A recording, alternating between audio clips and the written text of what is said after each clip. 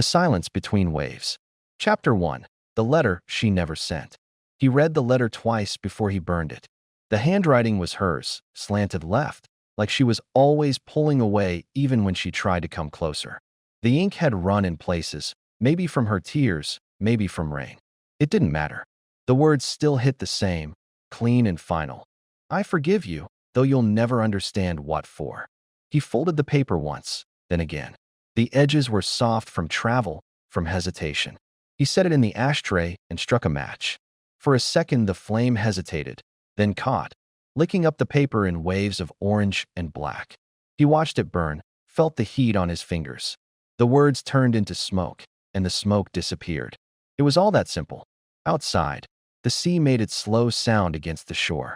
The kind of sound that has no meaning unless you've listened to it too long. He had lived by that sound for 10 years. Sometimes it comforted him. Sometimes it reminded him what silence could cost.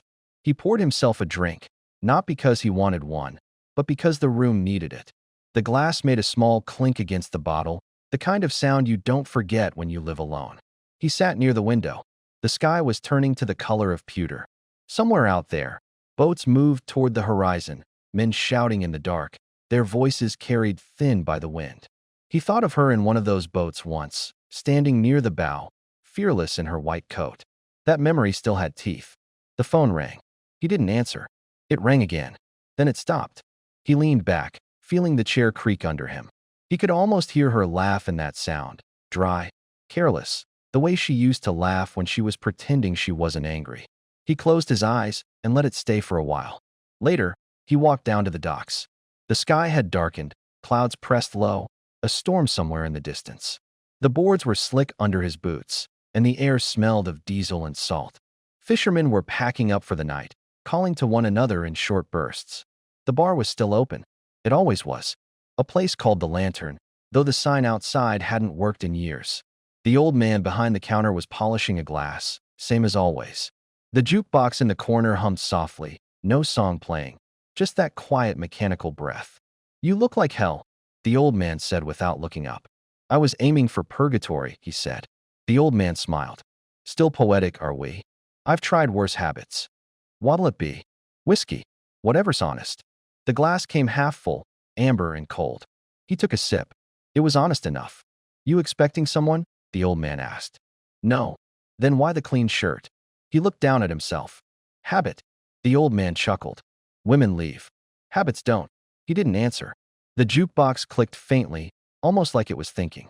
Then he saw her in the doorway. She stood for a moment before coming in, the wind pulling at her coat. Her hair was darker than he remembered, shorter too. There was something in her face, calm, but the kind of calm that means the storm's behind you, not gone. "You're late," he said. She closed the door. "You burned it, didn't you?" He nodded. "Then there's nothing left to say." "There never was," he said. "That's what made it beautiful." She came closer, close enough that he could smell her perfume, cedar, salt, and something faintly bitter. "Same as before." "You still drink here?" she asked. "I still live here." "That's not the same thing. It is if you stop noticing the difference." She smiled, barely. "You haven't changed. That's the trouble, isn't it?" "Maybe," she said. "Or maybe it's what I came for." The old man behind the counter raised his brows and quietly disappeared into the back room. He knew when to leave ghosts alone. She sat across from him. For a while neither of them spoke. The sound of rain began against the window, soft and steady. He said, "Why send the letter if you were coming anyway?" She looked at the table. "I wasn't sure I'd have the courage to come." "You always did." "No," she said. "I just made it look that way."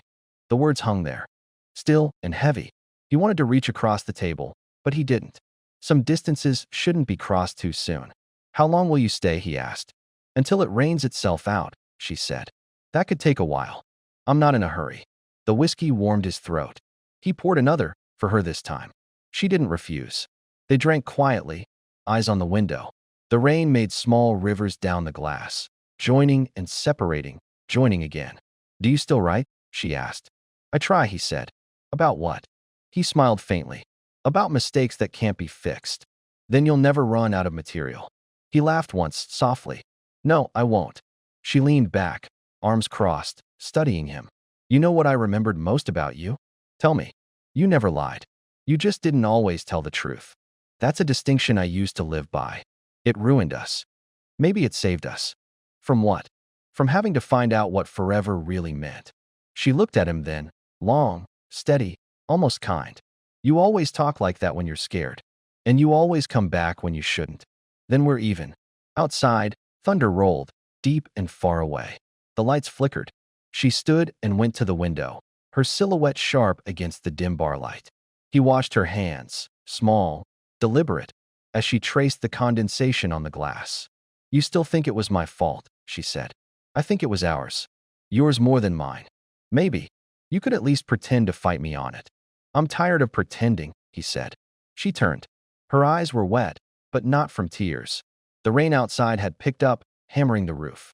Do you ever wonder what would have happened if we'd stayed? She asked. All the time.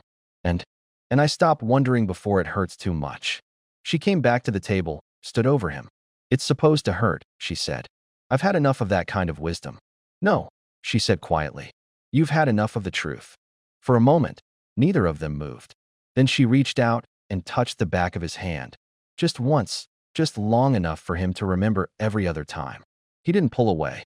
The thunder cracked again, closer now. The jukebox came alive suddenly, buzzing, then playing some old song no one had chosen. The music filled the room like a memory that wouldn't stay buried. They stayed there until the rain eased. The old man came back, wiping his hands on a towel, pretending not to see the silence between them. You'll close soon? She asked him. When the sea tells me to, he said. It always does, she said. She looked back at him, her coat still damp, her eyes soft now. I'm staying at the inn by the pier, she said. Room 6. He nodded. Don't come if you're going to say something clever. I don't have anything clever left. Good, she said. Then maybe we can talk. She left the bar without looking back. The door closed quietly behind her. He watched the rain start again, lighter this time. The world outside looked cleaner, though it wasn't. It never was. The old man came over. You gonna follow her? He stared into his glass. Not yet. You waiting for something? He nodded. For the sea to tell me to. The old man smiled faintly. Then you'll be here all night. Maybe that's the point, he said. He finished his drink, set the glass down, and listened, to the wind, to the faint hum of the jukebox, to the memory of her voice. Outside, the tide was coming in. It always did. He thought of the letter, its smoke still somewhere in the air, unseen but present, and wondered if burning it had changed anything at all. Probably not. But sometimes a man has to set fire to the past just to see how much light it gives. He stood, put on his coat, and stepped out into the rain. The night was heavy, full of that quiet electricity before something happens. He could see the glow of the inn lights down the road. He hesitated, listening again to the sea. Then he walked toward her. Chapter 2. The Night We Never Finished. The rain had slowed to a whisper by the time he reached the inn. The lamps along the pier flickered, weak but steady, their light falling across the puddles in thin gold lines. The tide had turned. The air smelled of salt and soaked wood and something else. That quiet scent that comes when two people are about to undo everything they tried to forget. He stopped once under the awning. Water ran from his coat.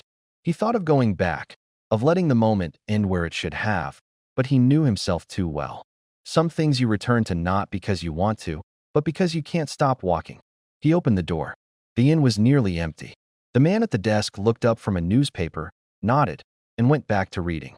The hallway smelled faintly of lemon oil and rain. He found room 6. The door was half open, lights spilling into the corridor like an invitation or a warning. He knocked once. Her voice came through, calm and unhurried. It's open. He stepped inside. She was sitting by the window again, hair loose, a small lamp beside her throwing soft light on her face. The storm had pushed her color back into her skin. She looked tired, but it was the kind of tired that had grace to it. You walked, she said. I didn't have anywhere else to go. There's always somewhere else. Not tonight. She nodded, as if she had expected that answer all along. He took off his coat and hung it on the chair. His shirt was damp, clinging at the shoulders. She watched him without speaking, the silence filling the room until it became a presence of its own. Finally, she said, you shouldn't have burned it. I know. You always destroy what you don't want to understand. And you always write when you want to be forgiven. Her mouth curved, but it wasn't a smile. So we haven't changed at all. No, he said. And that's the problem. She turned toward the window. The rain had started again, light and steady. You think forgiveness is a trick, she said. I think it's a word people use when they run out of things to say. And what word do you use? Whiskey, he said. She laughed once, a real laugh this time. Brief, bright, then gone. At least you're consistent. He crossed the room and stood beside her. The lamplight caught the small scar under her chin, the one he used to trace with his thumb when she couldn't sleep. He said, "Why did you come back? To see if you changed. And you have. How? You stopped trying to win." He thought about that. Maybe I just got tired of losing. No, she said. You got tired of pretending losing didn't hurt. The words cut through him cleanly. She had always known where to aim. Do you want me to leave? He asked. If I did, I wouldn't have told you where I was. He looked down at her hands. They were folded on her lap, still, pale against the dark fabric of her dress. He remembered those hands in motion, reaching, pulling, writing, breaking. Do you ever miss it? He asked. What? The quiet. The house. The days when we didn't have to talk. All the time, she said. But missing isn't the same as wanting back. He sat on the edge of the bed, elbows on his knees, head bowed. Then why now? Because I thought we could finish what we started. And what was that? Learning how to forgive without erasing. He looked up. That sounds like something you'd write. It is. Then it's probably not true. Maybe not. But it's beautiful. The wind rattled the window pane. Somewhere down the hall, a door shut softly. The room held the sound for a long time before letting it go. She said, Do you still dream about the sea? Every night. And me? Every other. She turned toward him. Then tonight must be one of those nights. He met her eyes. It always was. He reached for her hand. She didn't move. Then she did, slow, deliberate, as if testing whether the air would allow it. Their fingers met, light at first, then firmer. The warmth was strange, almost forgotten. This won't fix anything, she said. I know. It might make it worse. It probably will. Then why? Because it's still raining, he said. She laughed again, quietly, and let him pull her closer. Her head rested against his shoulder. For a while, neither spoke. The sound of rain filled the space between breaths. He said, We were good once. We were almost good, she said. That's close enough. Not for forever. Forever doesn't exist, he said. Only this. He felt her nod against his neck. After a time, she stood and walked to the small table. There was a stack of papers there, a notebook open, her handwriting running across the page. He recognized it instantly. You're writing again, he said. Yes. About us.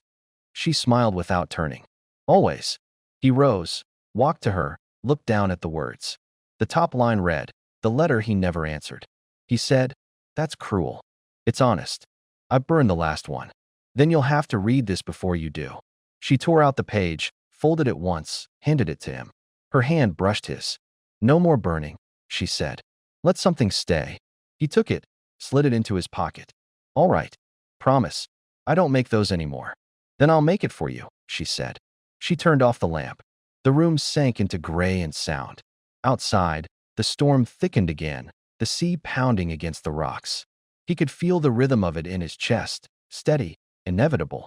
Later, when she fell asleep beside him, he stayed awake. Her breathing was slow, uneven at times. He listened to it like a man listens to the wind, unsure if it's bringing something new or taking something away. He reached for the folded page in his pocket and held it between his fingers. He didn't read it. He didn't need to. The words were already there in his head, even if he didn't know them yet. Through the half-open curtain, he saw the faint line of dawn beginning to rise over the sea. It was still raining, lighter now, the kind of rain that forgives. He lay back, closed his eyes, and thought of all the letters people never send, not because they forget, but because they finally understand. And somewhere in the rhythm of her breathing, he found that silence again, not empty, but full, like the sea before the tide turns.